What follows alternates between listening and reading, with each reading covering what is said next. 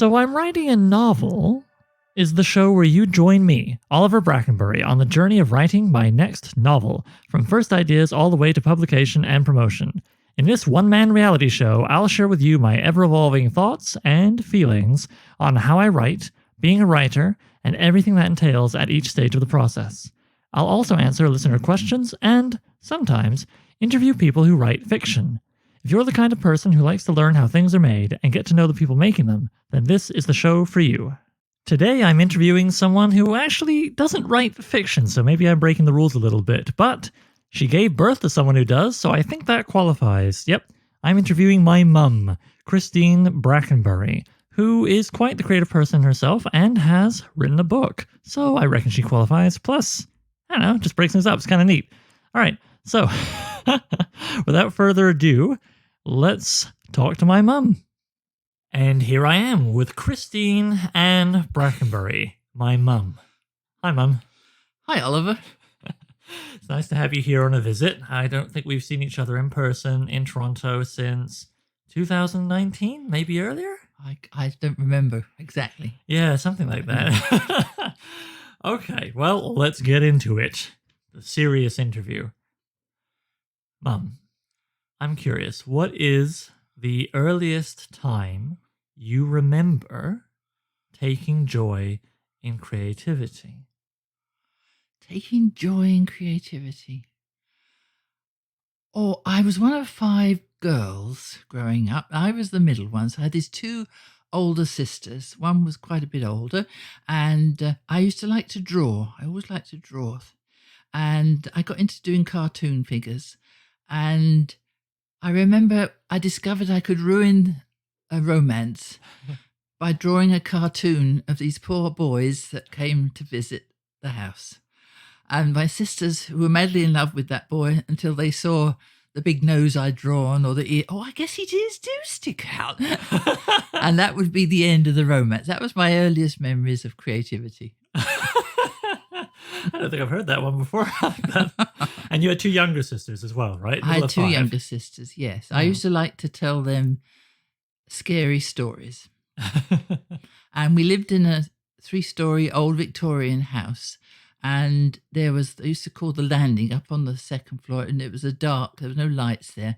And I'd take these 2 little sisters down there, we'd sit on the steps, and I'd make up the story as I went along, really. And they loved it. They just loved it. Cling to my arms. But that night, they'd have the most dreadful nightmares, and then I'd get into a lot of trouble with my parents. I was always getting into trouble. I was only being creative. So I'm already starting to see where I get some of it. Okay. Well, that's a lovely answer. What is the first time you remember seeing me take joy in creativity? I was very little, you know. What's the first time you remember seeing me doing something, drawing, telling a story, whatever? Telling a story. Anything creative. You were more about words. And even letters. I remember trying to get you across to the park, across the street, and you kept stopping and pointing at the number plates on cars. And I thought, is he interested in cars? What's going on here? No, I had to say the numbers and the letters. And once I'd done that, then we could go to the park and use the swings and all that stuff. But it was about the letters, yeah. Okay. I mean, I like that story, but I don't know that I was creating anything. Do you remember the first time you saw me doing, like, really getting into a drawing or making up a story for my friends or for you? No, I can't remember that. Oh, okay. I think, well, tell me if this is the first time. Maybe this will jog your memory. Do you remember I was probably 4 or 5 and I made up this crazy story about the Earth blowing up and God was a major character and then he ended up reassembling the Earth? And but he messed up and he put everybody in China and I was going to say China was involved. Yeah, I remember thinking, yeah. How does he know about China? I don't know, it's 4 or 5. I'm sure I heard it sort of book. And he messed up and he put all the Canadians in China and all the Chinese people in Canada. Yeah. But, and this was how you knew a little boy wrote it if the million other clues weren't there. There was a lesson that the likes of which you must have been teaching me because the problem of everybody being put in the wrong country was resolved by everybody saving up their allowance to buy plane tickets. Everyone in China who was in Canada, from China in Canada, saved up their allowances. I don't know who gave it to them to buy tickets back to China and vice versa with the Canadians. Oh, that's right. And you wanted me to. I think I got it photocopied so that we could give a copy to the library in Carp. And the librarian was very sweet. She knew Oliver from way back because he liked to read lots of books. Oliver was always a favourite at libraries or museums. That's what his happy place. And yes, and she showed him where she was going to put it on the shelf and everything.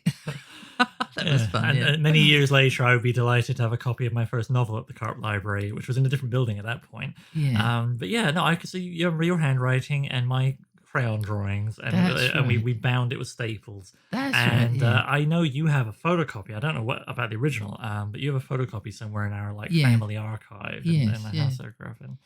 Oh dear. Okay, so yeah. Oh, that's- being creative. I just so do remembered. you think that? Oh, okay, go on. Yeah. You were 18 months old and you were in hospital, and I'm not going to go into great details, but they had to ask you to lie flat for several days, not to disturb the surgery they'd done. And anyway, that was too boring, so they tried tying you down, each arm either side the bed, Wow.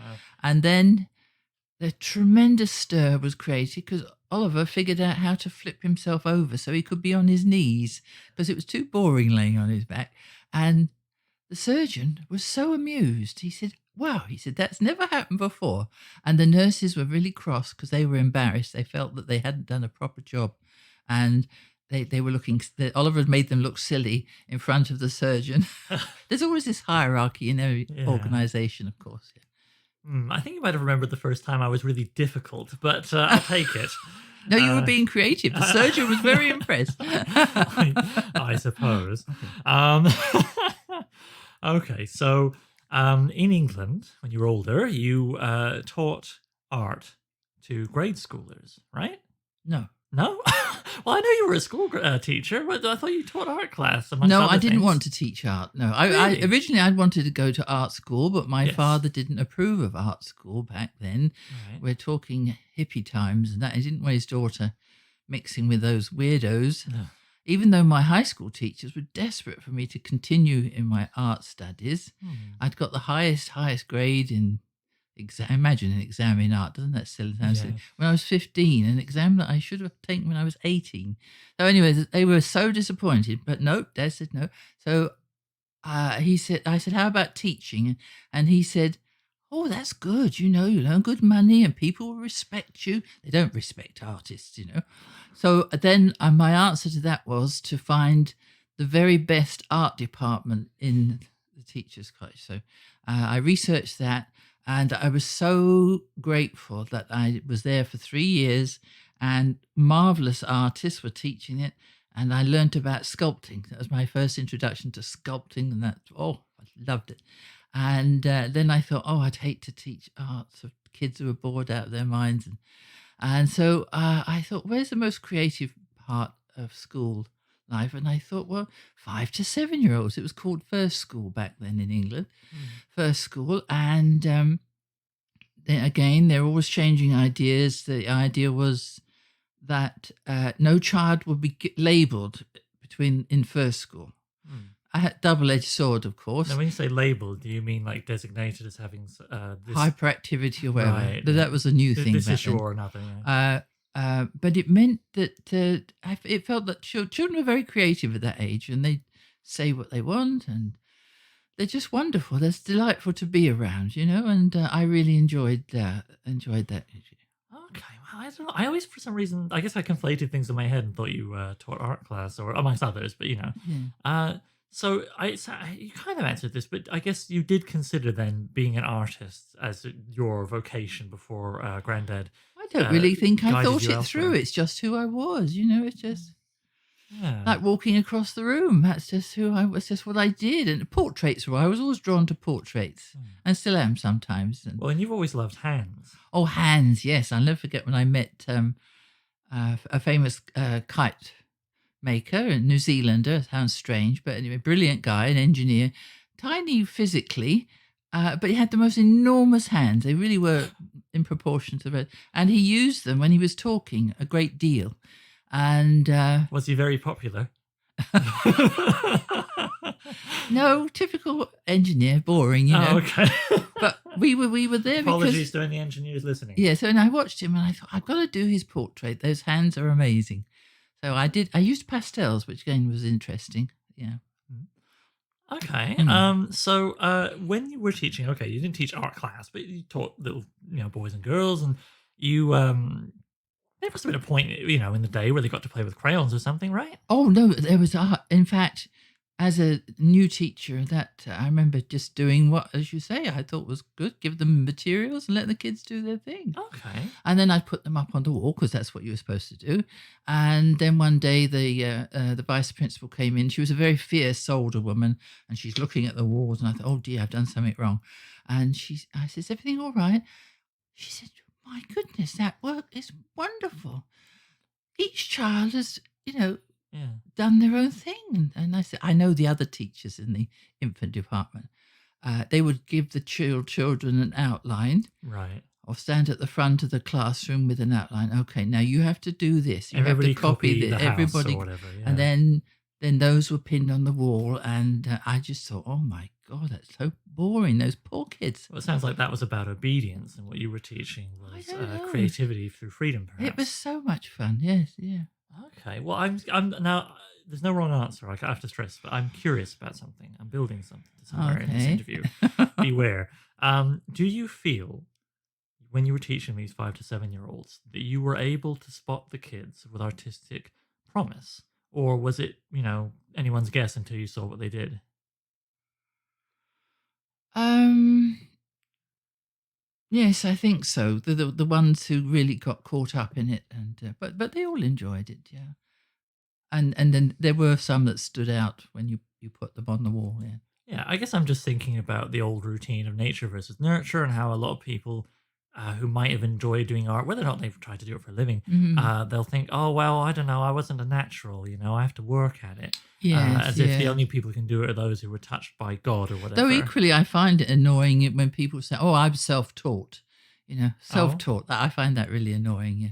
well, I'm interested. What do you mean by that? Do you mean that they haven't had any schooling or training and they just, they wing it Yeah. and then they think they're as good as people who put in I a think lot of it's work? yeah, Or? I think it's good to have some guidance. You can only go so far being self-taught. Well, it's funny because for a while I remember thinking I would be just self-taught at writing. When I was a teenager, I wanted to just somehow completely reinvent everything. I remember briefly being annoyed at the concept of 3 acts. Yes, Oh, yeah. everybody's got to do 3 acts. And now, I've joked on this very podcast that how do you escape that? You can divide it. You can make it 4 or 5 or 300 acts. But at the end of the day, there's linear time. It's going to be a beginning and a middle and an end. And you can say, well, what if I remix the order? Well, there's still a beginning and a middle and an end because that's how we experience things. Mhm. So it's just, I wish I could travel back in time and tell teenage me to, cut it out and be okay with learning some stuff and not be obsessed with being self-taught because it slowed me Yeah. down, I feel. I think I would you have gotten weren't much very better. keen on poetry till you went to university. Yeah. And then you learnt about poetry and I learned to appreciate poetry. You really I knew did, about it changed before. Okay, so I think that we touched upon this already, but how important is artistic expression to you? By which I mean, like, it sounds maybe precious, but honestly, if I go more than a week without doing some kind of writing, it doesn't have to be big and fancy, it doesn't have to be a lot, I can be just brainstorming, but if I go a whole 7 days where all I'm doing is working and eating, sleeping, and having fun, maybe even, I start to get bummed out. I feel my mood genuinely suffer. I wonder, is that how is it like for you? Have I inherited this from you? Oh, I don't know. I don't know. I mean, if you go a long ways without painting or without creating a design for jewelry, if you go many days or weeks, does it affect your mood or are you fine? No, I would miss that terribly. Coming for this visit, we talked about going to the AGO, and it was an Andy Warhol exhibit, and I thought, oh, I'm not sure. I grew up during that era, and Warhol was just so weird. At a time when I was learning how to do life drawing and stuff, so fairly structured, how you draw a figure and use a model and all that stuff. Looking back, though, I'm grateful that I had that opportunity because you can turn it more abstract if you like, but I feel sorry for women artists a bit younger than myself who didn't have that training.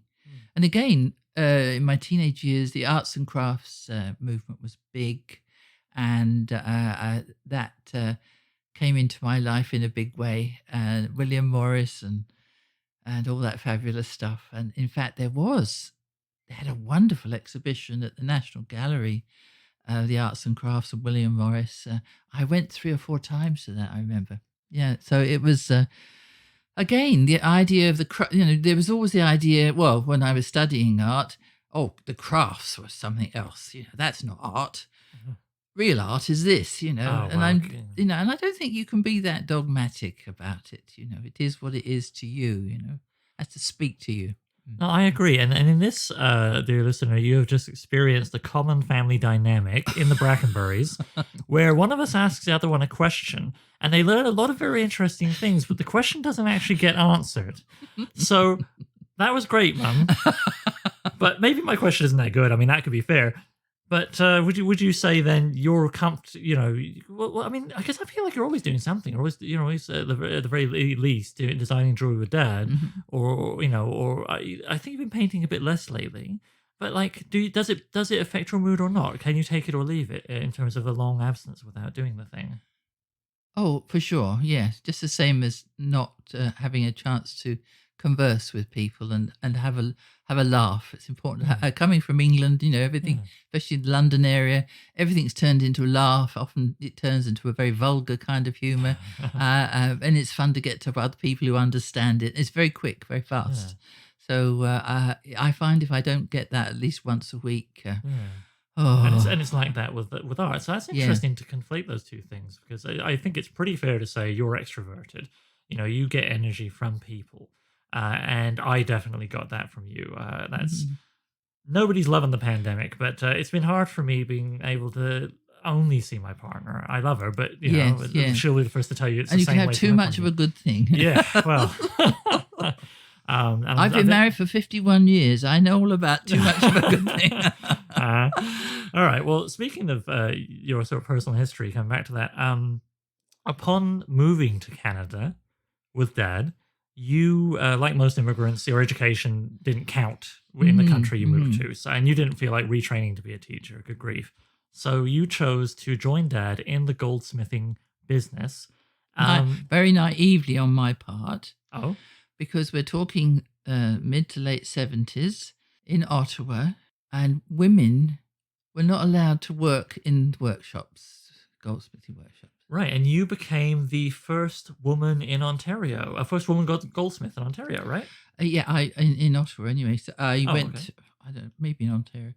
It was a very strange system, and when one organisation doesn't want outsiders to join it, they make it more difficult and obscure and aren't very helpful and stuff. Anyway, I went round to every workshop, goldsmithing workshop in Ottawa, and said, I have an art background, I've been married to a goldsmith X number of years, and I'm interested in doing an apprenticeship. And I would get, first of all, I would get a look of horror from this poor guy. A woman? A woman in the workshop? I was told that every time. A woman? I said, well, I'm married, and I dress appropriately. Oh, God. There'd be no boobs hanging out or anything, or tight pants, And as I said, I have been a teacher. I'm a respectable person. I love that that's the Christine Brackenbury guarantee. No boobs out. And then someone said to me, there's a new workshop opening up, a South African guy. Why did you try him? Canadians obviously just can't get their head around this. Try a South African. Yeah, get someone nice and progressive, a guy from an apartheid nation. Yeah. And he had a very strong accent. I had trouble understanding him. Right. Anyhow, so I had to read the visual, the clues when I said to him what my ambition was. He looked embarrassed, and I thought, that's interesting, because embarrassed in a nice way. He said, I've never worked with a woman before. I've never worked anywhere there's been a woman before. And then, so then again, I was selling myself. And he said, tell you what, he said, let's give it a try. And if the guys aren't too upset by it, and you don't disturb the workday too much, then you can stay. So that's how I started my 4-year apprenticeship. However, 2 years after it started, there was a downturn in the economy. There's always a downturn in the economy. It cycles. And, well, he had to lay somebody off because, there wasn't enough money being made to keep everybody paying that. So who had to go? Well, the woman, of course. You can't sack a man and leave a woman in. Anyway, so again, I was a bit downhearted. But fortunately, I heard about an Austrian chap further outside of Ottawa, and we were planning on moving out of Ottawa, my husband and I. So I thought I'll go and interview with him. And he was so ordinary to my mind, and he had worked with women in Austria before, and I told him the story, and he said, I don't know what's wrong with Canadians. That's crazy, isn't it? So he took me on. However, he had overlooked the fact that the two other guys in his workshop were both French-Canadian, one from France and one from Quebec. And the one from Quebec had never seen a woman in the workshop before. Right. And his wife was put off by the fact that there was this young woman working with him every day. And she came in to make sure I wasn't wearing a skirt too short or some such nonsense. I'll never forget that. I have a question. I mean, I'm loving all these details. Sorry. That's okay. Yeah. I'm loving all these details, but I have a question. Was it at one of these workshops, or was it where you trained that the magazine story happened? Magazine story? Yes. Remember there was somewhere you were working or training, I can't remember which, and guys were leaving Playboy magazine all over the break room table. That was the other one, yeah. So that was this... to put me off, yeah. Yeah, and can you tell our listener what you did? I was trying to remember. It was crazy. Yeah, these guys thought that they would get rid of me by leaving these... Oh, no, they only had a half-hour lunch break. That was it.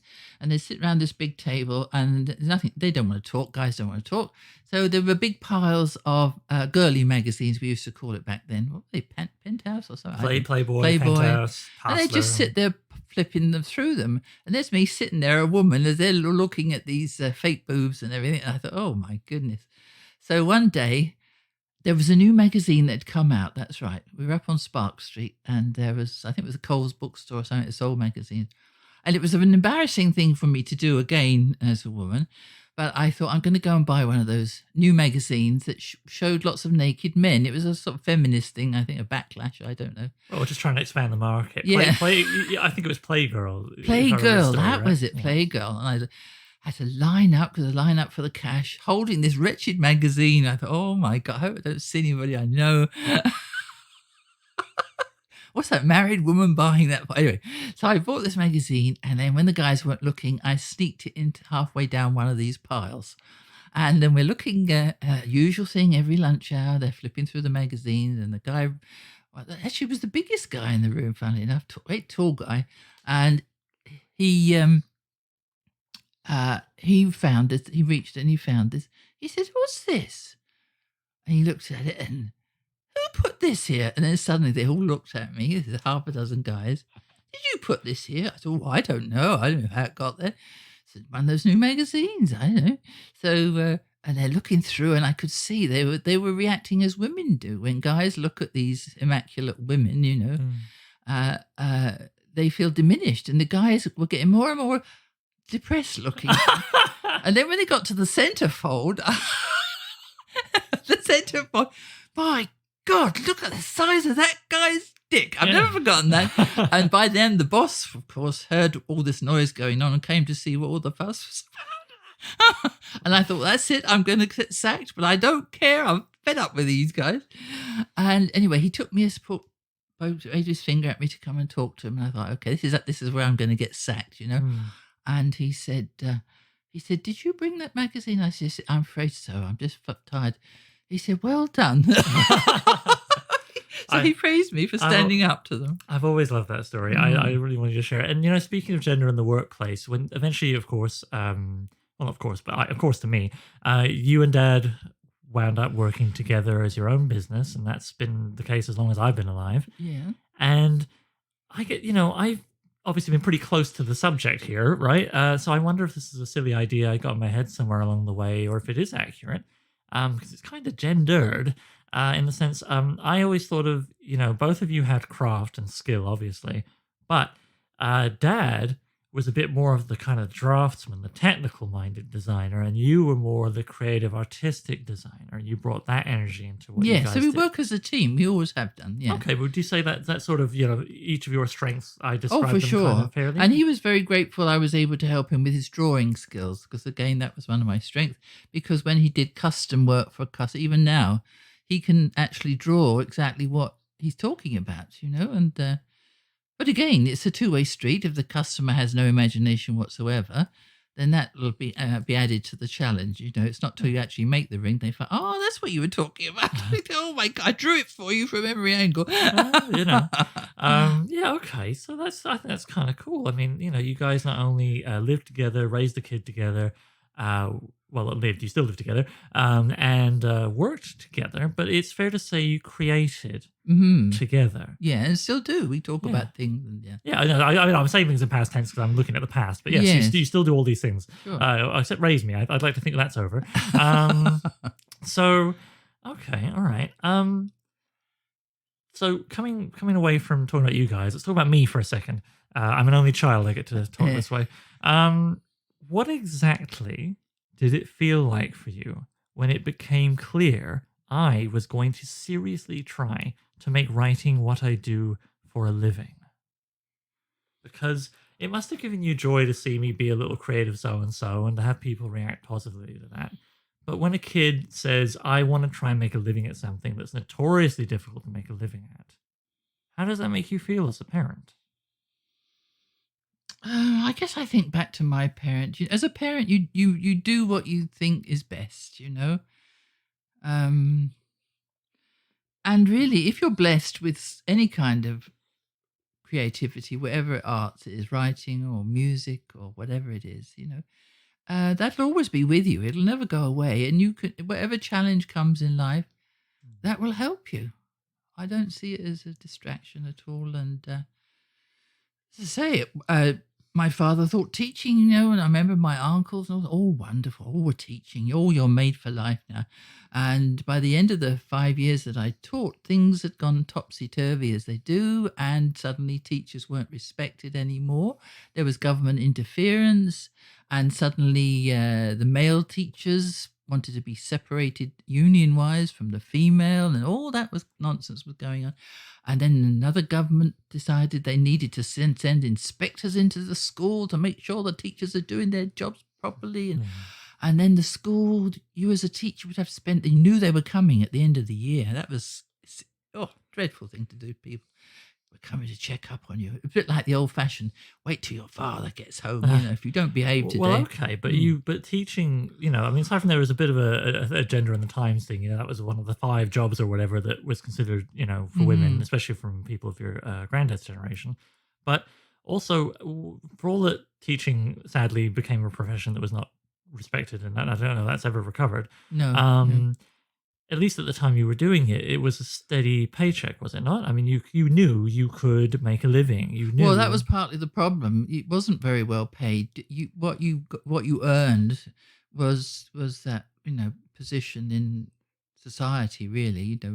And as the unions got more involved and was trying to raise the teachers' income, that's what it all got in the.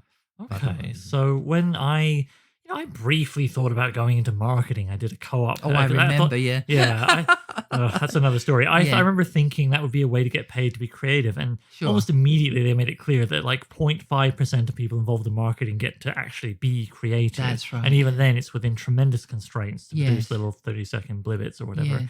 And so that turned me off, and I sort of was fumbling and just kind of went, well, somehow or another writing. I didn't really settle on screenwriting as the main push until I was a little older. I was 19.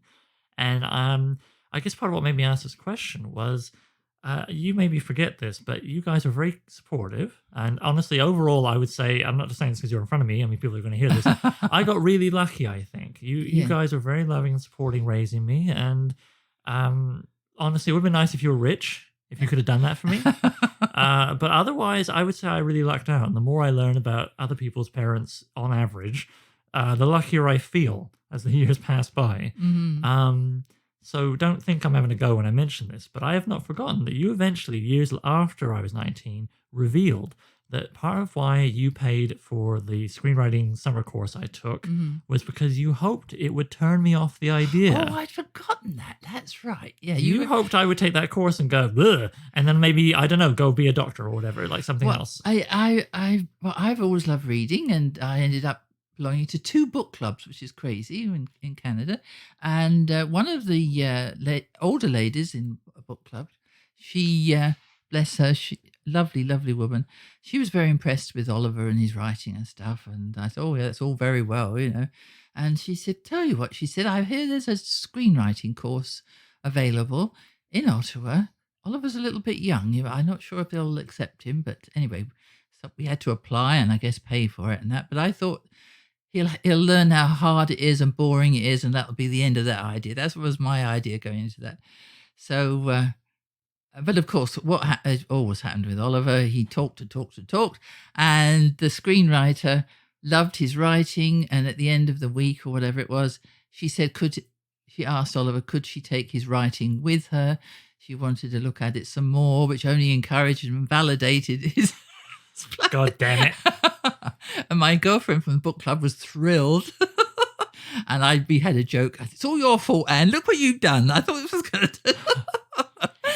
Oh, Well, yeah, it well, was well, there fun. you go. So, I mean, again, I'm just exploring it. I'm having a go. But And this you, was a professional screenwriter that was yeah, showing yeah. him No, I approval. still remember Sharon Buckingham. Yeah, Oh, that's the name. yeah. Yeah. So there you go. So you obviously had this feeling that maybe it'd be better if I didn't do it. Yeah, I was doing my dad, wasn't I? Yes, yeah. Well, that's okay, but Yeah. I'm curious. So was that just concern for me making money? Was that concern for prestige? Was that concern for me making the money necessary to do things like, get a house and have grandkids and all that good stuff that you would fairly want? Parents just want you to be secure, whatever that takes. Yeah, as you say, it's certainly not easy. Well, Dad's not here. We can say whatever we want. Did Dad have feelings along those lines of, Jesus, he should do something else, What was Dad's feelings, if you remember that, when I was a teenager? Well, your dad wasn't a big reader. That wasn't his thing. Words weren't his thing. But he kind of left it up to me, I guess. He thought I had authority as the ex-teacher. Oh, okay. There was that element to it. But he must have had an opinion. Did he never share it? When he chose to be a goldsmith, his father didn't really approve of that, Right. Well, who the hell does that kind of a job, And again, it was arduous. He had to travel up to London on the train, and they paid him pennies. And depending on which company you got a job at, and whether you had any prestige. And he struggled and struggled and struggled. So he knew that if that's really what you wanted to do, you'd have to put up the fight. And I guess he felt you were man enough to do that. Sure. Yeah, very, very muscular profession Yes, involving yes. lots of jumping jacks and big muscles. Okay, because the only thing I remember him saying to me was when I sort of, I don't think I decided on screenwriting yet, but I was in my teens and I knew writing. Yeah, this is the thing. He said to me, "Well, Oliver, I have been sitting down to make a living at the workbench, Oh, yeah. for all these years." Yeah. And if you're writing, you sit down. And I went, yeah. I mean, you can. Usually you do, yeah. He said, okay, well, just be careful of not eating too much and getting exercise because otherwise this will happen. And he grabbed his stomach from all the years of sitting at the bench. That was his bigger piece of advice. And the funny thing is, it really stuck with me. So, okay, good work, Dad. But that is the only thing I really remember. I'm sure he said some nice, encouraging statements, but as far as anything really specific. Mm-hmm. And he never said anything to me about doubts or anything, bless him. But, that's what you say and what you say to yourself. Or, obviously it can be different. Yeah. So I guess I just wonder because this last year, I haven't been having a lot of fun, like most people, again, pandemic. But also, I guess, especially in the last few months, I've been feeling particularly a bit crushed with the writing thing. And there are points where I look around and think, geez,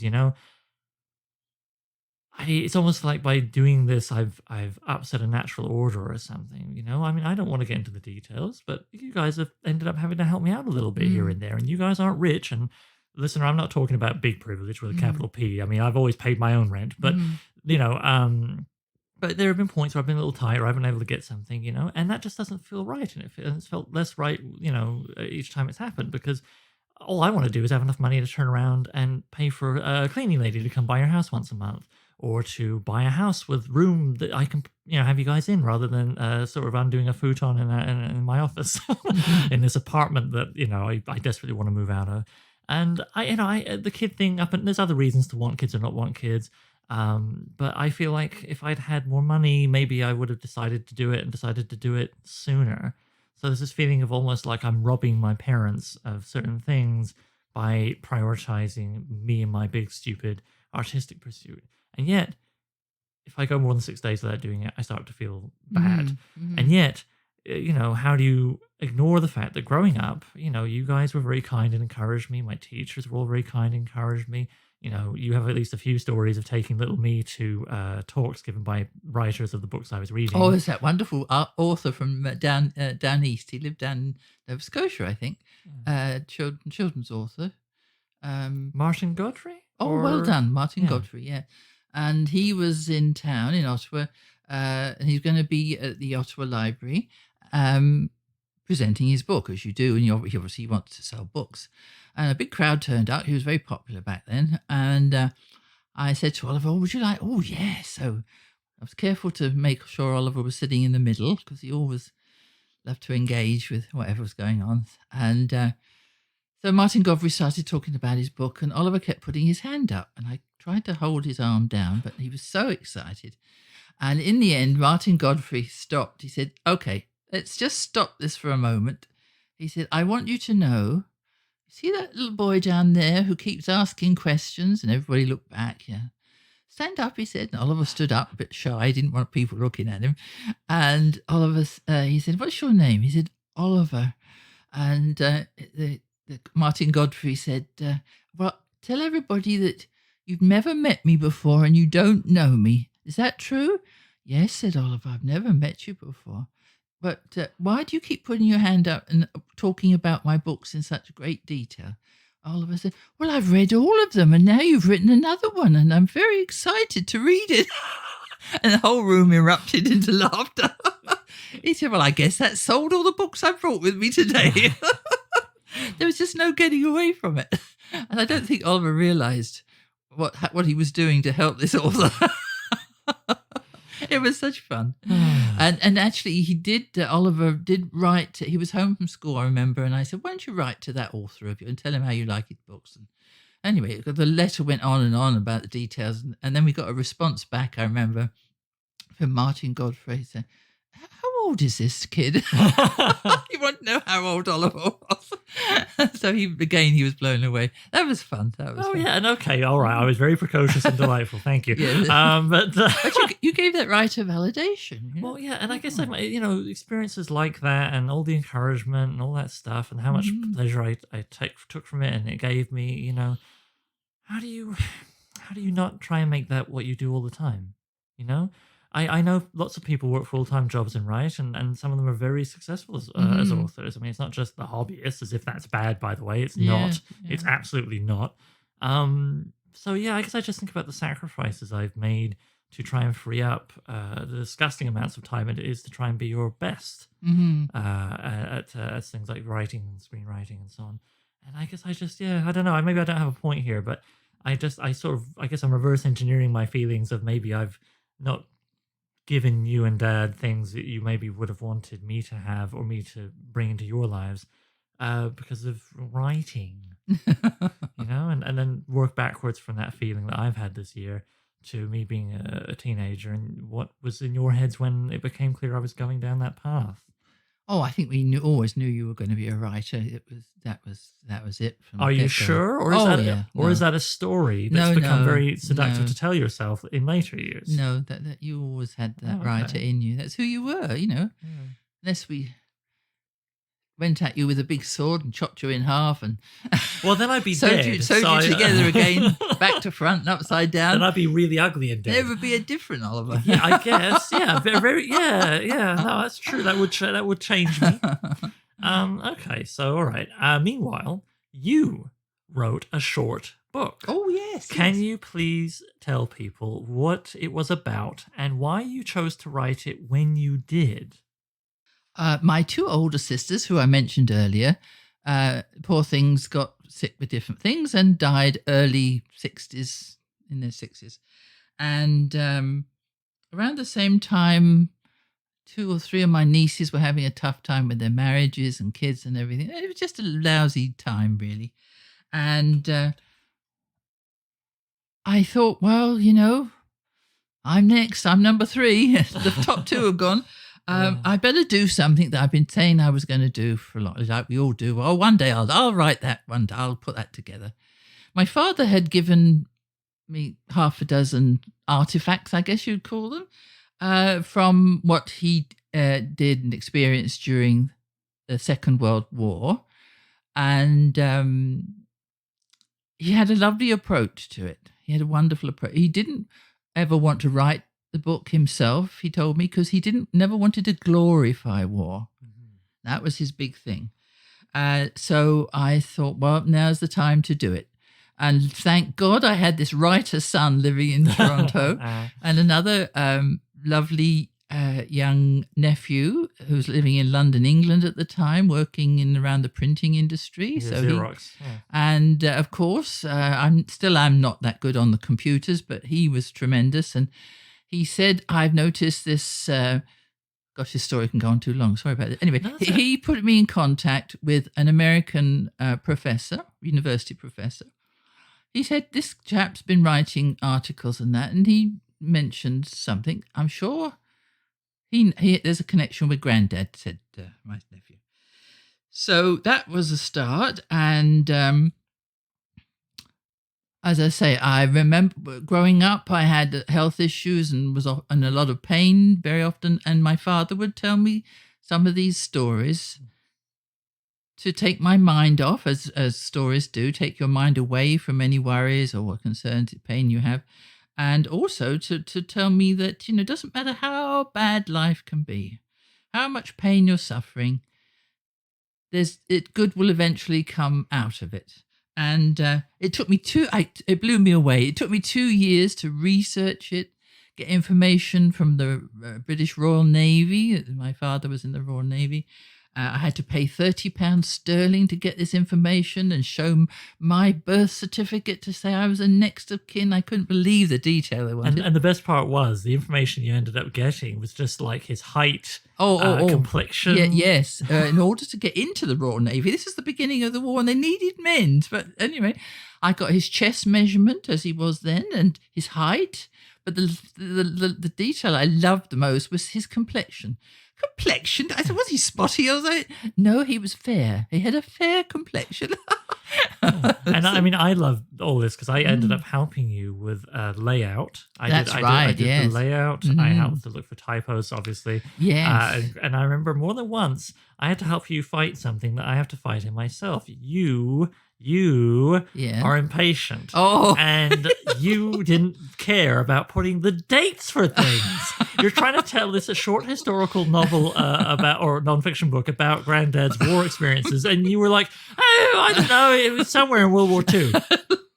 And you're leaving out a detail. A big part why you wanted to write this was so that his great grandchildren could know him. Yes. Because they didn't. They were born mostly after he died. That's right. And the title, I couldn't think of a title to give it. That was another fun thing. I was always carrying these papers around with me. I was writing down things and changing things.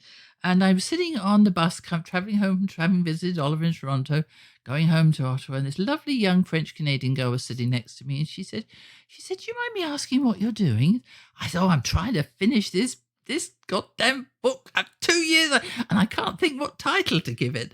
Anyway, I explained, my father's approach to life and good will always come out. Things. Oh, she said, I have the perfect translation. And most of this is set in France, you said. Yes, I said it was set in France. So she said, and I have to hold it because I can't remember it. Chanceuse dans sa malchance. In English, that says, lucky in his misfortune.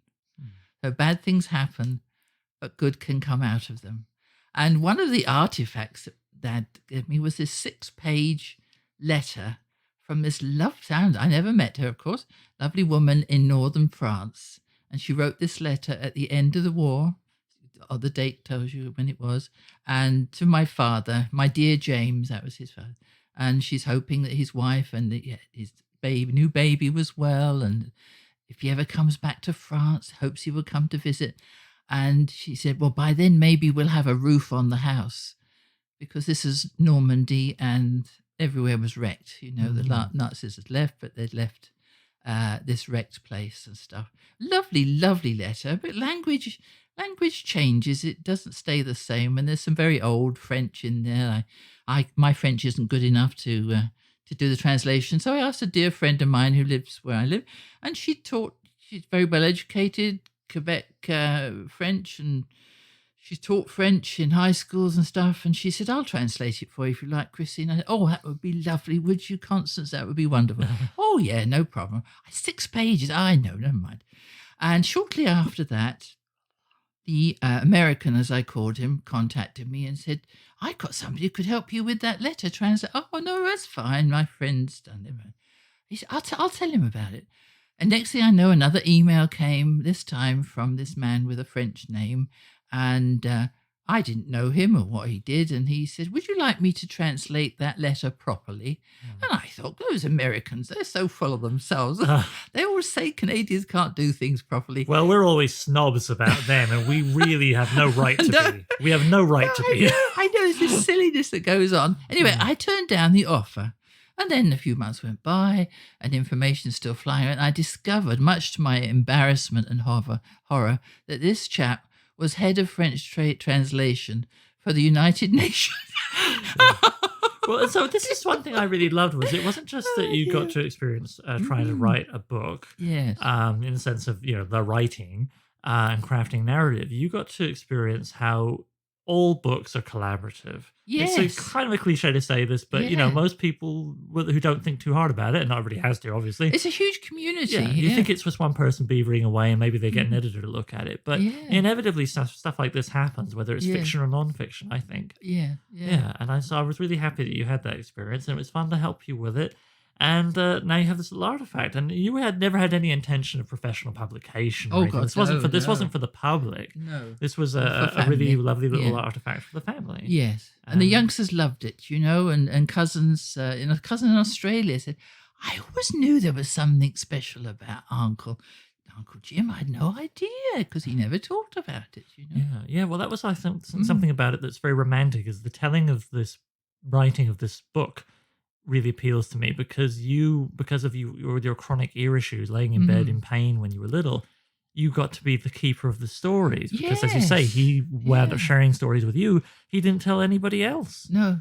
You know? No, look, I did this, or so-and-so did this. And what stories? I mean, I won't get into all of them right now, guys, but any one of them could have been a movie. There was at least a half dozen. I remember when I was going through the research with you, I thought, good grief, you know.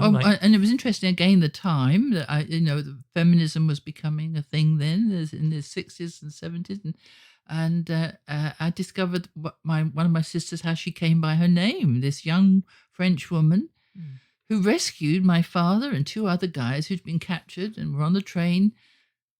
Traveling she through was like France. 19 or something, less right? Less than that. He was traveling on this train through France, being sent to a prisoner of war camp. You know, that's it. You know, that's it for you. You're done. Yeah. And she, my father, again, he was a commando, a train commando, and he knew how to fight dirty. Yeah. And when the train stopped at a crossing or something, he and these 2 other guys overcame the guard and got off the train. The word got out to the resistance people, and they, oh my goodness, we better pick those guys up quick before the Germans get them again. And this girl, as I say, I just loved the story, because back then you talked about girl power, and this was a girl power story. She went to the German headquarters in town, and there was a Jeep or whatever vehicle it was called back then, an army vehicle. And the Germans were so sure of themselves, they'd even left the key in the thing, you know, and the French are sissies, you know. And anyway, this girl walked up and nobody took any notice, because we know what can a girl do, kind of thing. Anyway, she jumped into this vehicle, started up, and off she went. Drove all over town, all around the woods and that, to save my dad and these 2. Her name was Rose. I've never forgot that story. And that's how your sister got named by her name. We named her after that, which I loved. I loved the girl power, of course. Yeah, sure. He only had daughters. I often wondered what it would have been like if he'd had a son, but so he was very supportive of feminism before it was even a thing, really. Yeah. Yeah, well, I mean, I think I only knew him a little bit, but everything I got from James, James Coles, was that he was a very gentle, kind man. Yeah, he And loved I think books. he would have. I think, in a Yeah. way, if someone had to have 5 daughters, he was a good man to help raise them. Mm-hmm. Is the feeling I got. Not that he would have been Yes. bad with sons, but you get what I'm saying. Yeah, and it was a big family, extended family there in England. And I had an older male cousin who didn't approve of me writing these stories because, a woman, again, a woman writing about the war. I should be the one to write that. He felt that he should be the one to write that book. But he never did. And isn't he dead now? I just heard he just died. Well, tough shit. Poor John. If you want to write a book, the good thing to do is to do it before you die. Anyway, whatever. I may sound unsympathetic, but he was mean to my mum. Okay. Dad. Let's bring it back to the men. Dad is writing a book in theory. Could you briefly tell us about that and how you feel about it? Well, after 51 years of marriage, you learn to manipulate your husband. It's like a small 2-year-old, really. If you want them to eat the greens on the plate, then you say, well, if you eat those, you can have that big plate of ice cream. Anyhow, Oliver helped his dad write, because Dad wanted to document his world. He's my dad. You say Eric. Oh, sorry, Eric, yeah. Eric, my husband, wanted to document his life in London, England, doing his apprenticeship back in the day. He had 5 years as an apprentice and 3 years as a journeyman. That world apparently no longer exists. And of course, those companies don't exist. And it was a very, very arduous journey for him. But he was very determined. And so that's how he became. But back then, they called them diamond mounters for some reason. And I remember when he and I were married, he decided we would go across to the rest of Europe it was a surprise for me. Honeymoon up in Liechtenstein. Anyway, I didn't know about that. But anyway, we almost lost that opportunity. The guards who, what do you call it? You have to show your documentation. Immigration officer. Yeah. Anyway, he looked at your father's passport, and very foolishly, he'd written Diamond Mounter because he was very proud. He'd worked hard to get that title, Diamond Mounter. But this chap thought that we were smuggling diamonds. Yeah, because you would write that, I'm smuggling diamonds on the paperwork. But it's always been that stupid. I think about when Dan came over, and it was before 9/11, but not much. Yeah. And he had to literally answer the question, are you a terrorist, yes or no? Yes, he came in via New York. Yeah. I mean, good grief, right? So, sorry, I don't want to get too lost in that in Dad's story. I was thinking more of the fact that now all three of us will have at least tried to write a book. We'll see if Dad finishes. Oh, I'm sorry, yes. That's Anyway, okay. so he's been writing it, but because his son's a writer, he's kind of in awe of him. Oliver doesn't realise this. So Eric's trying to write it very precisely, and the English and the spelling has to be correct. But then he forgets and he gets carried away in his story. And then I look at it and no, that third word's spelt wrong. No, that sentence is incorrect. No, Oliver will be all over that. No. So it's kind of slowed things down a bit. Well, I try not to be too hard on him about the technical know. stuff because it's a first draft. God, who cares, really? Yeah. You do your best, but I Yeah. mean, that's not the high priority. It's getting the story down, I think. The other thing, though, is I know Dad feels very self-conscious about it. Yes. Because he stopped what we would think of as traditional schooling at 14? No. 15? 15 back then. 15, yeah. okay. Well, still, Yeah. 15. That was his last time he had an English class. Mhm. And as you say, until much more recent years, where I don't know what light switch went off in his head, but he became a big reader all of a sudden. He never was one. Not in the time I knew him growing up. I never saw him read motorcycle magazines and kite magazines. Of course, yeah. And manuals for motorcycles and assembling kites. So it's been this really cool thing where we've connected over it. Yes. And I've loved to help him. But it reached a point in the spring where I just stopped bugging him about it because Dad loves to start things as you know. Yes. And then it becomes this job to keep him doing them until they're done, unless Yes, it's like, yeah, you know, his yeah. absolute number one hobby. And I honestly had given up on him finishing this bloody book, but you were just telling me this morning over breakfast that he's actually been working on it. Yes, yes, and he's been getting a nudge from two middle-aged men, I guess they are now, whose fathers knew your father, Oliver, way back in the day, and their fathers have passed away. Yeah. And these young men it's kind of sad in a way. They're reaching out. Eric's still alive. We can see him on the internet. Oh, look at his work, you know. And one of them actually is a whatever they call them in England now, goldsmith. I don't know, Goldsmith, jeweler. I don't know. And seem to want to make a connection with him. So I use that as mothers do. Yeah. See, if you finish the book, those guys will be thrilled. Yeah. You'll be able to send them a copy, you know. Never mind that. I made it very clear to him. One of the biggest reasons I encouraged him to write this thing was because it would make me very happy. Mhm. Because Dad didn't tell me a hell of a lot about himself growing up. I got one or two funny stories, but for the most part, he just went bloop and came into existence the day he married you. Mm-hmm. I saw maybe one photo of him before the wedding photo. So to me, it was this thing of, oh, come on, Dad, write this damn thing so I can know you more and I mean, it sounds morbid, but remember you better. For sure, yeah. Once they're gone, they're gone. That's it. So it's a crazy thing. So it's kind of interesting, I think, that, you know, here's me. I'm only writing silly fiction stories. You and Dad both, you've written and he's writing and hopefully finishing non-fiction, biographical kind of stories to help family connect. I just think that's very beautiful what you and Dad are doing. Dad would like to try and get it published. I know. We've talked about it. Oh, yeah. And the funny thing is, I know at least one editor who's I've told about it, and they go, "Oh, I'd edit the hell out of that." You know, I'd be very interested. Yeah, it's a neat narrative. There you go. Because it's not just about his personal journey, but that's, as I told him, he kind of wanted to map that to the changing culture in London. Because in the time when he was little and just starting the schooling to when he left for Canada, England transformed. Oh, yeah. I mean, it went from, you know, Churchill to just about 10 minutes before Thatcher. Maggie Thatcher. And then we all know how everything came tumbling down with her and everything after that. So, you know, it's a really neat story, but God, he's got to finish it. And every time I phone, I say, Dad, what you doing this weekend? And I'm hoping he'll say some writing. Oh, well, I'm going into the woods to move some rocks and bits of wood around so me and my friends can ride motorcycles over them. Oh, it drives me crazy. But, I mean, I guess I drove him crazy a bit growing up, so it's all fair. I mean, we can talk forever. We know this from ample testing over the years, but this is getting close to the hour mark. Okay. So I just would say, I mean, are there any questions, anything at all, that you have for me? For you. Any questions?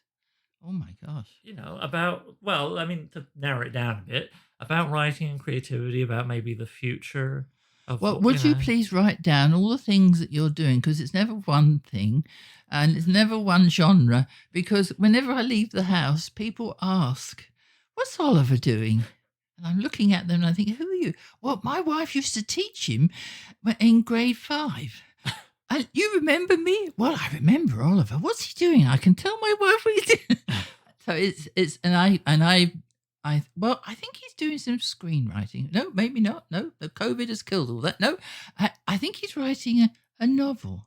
Oh, really? Science fiction. Oh, I love science fiction. What's it called? So that's what I would ask of you. Please write down just slightly detailed titles and worlds. The best part is, it's been a while, but I think I have done one or two of these fact sheets for you. Oh, dear. I guess I need to do a new one. I've got to pin the mask to the fact so that I don't leave the house without it. That's another thing, of course, isn't it? My postbox key for the post office to get my letters. I have to make sure I got that, and I can get back into the house. Yes. Thank you for explaining why you need your keys. That's very good of you. Attached to that must be this list. All right. Because as an Oliver magnet God. lurking in the air. There's Oliver's mother. Well, it is also just kind of polite. I mean, that's what you ask people. What's your kid up they to? really want to know. Remember your book launch? Oh my goodness! Yeah, no, it's true. That book, the launch for the first book was wonderful. That was the one in Carp. That was nice. All kinds of people that don't even like people, can't stand crowds, and there they were. Yeah, I won't name names, but there was someone I'd literally never seen smile, and they were smiling the whole time, and it was almost unnerving.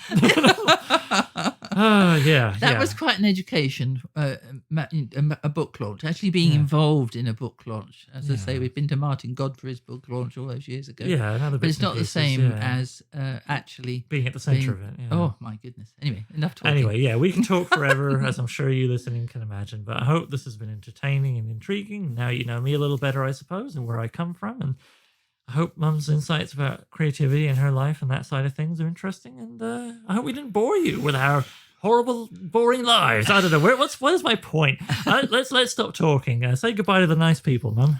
Oh, goodbye, nice people. Goodbye, nice people.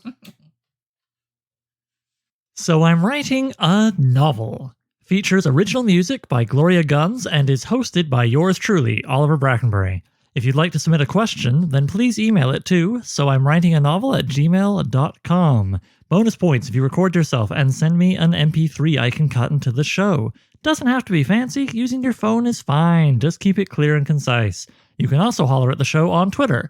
Look for @so_writing. That's @so_writing.